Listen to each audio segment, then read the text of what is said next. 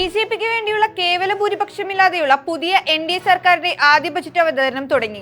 ധനമന്ത്രി നിർമ്മല സീതാരാമനാണ് ബജറ്റ് അവതരിപ്പിക്കുന്നത്. തൊഴിലവസരങ്ങൾ വർദ്ധിപ്പിക്കുമെന്നും 4 കോടി യുവാക്കൾക്ക് അവസരം നൽകുമെന്നും ധനമന്ത്രി പ്രഖ്യാപിച്ചു. മലപ്പുറത്തെ നിപ്പ സമ്പർക്ക പട്ടികയിലുള്ള 12 പേരുടെ പരിശോധന ഫലം കൂടി നെഗറ്റീവായി. എങ്കിലും ക്വാറന്റൈനിലുള്ളവർ 21 ദിവസം തുടരണം. സമ്പർക്ക പട്ടികയിലുള്ള കുട്ടികൾക്ക് ഓൺലൈൻ ക്ലാസ് സൗകര്യവും ഒരുക്കിയിട്ടുണ്ട്. രോഗം പകരുന്നില്ലെന്ന് ഉറപ്പാക്കാനുള്ള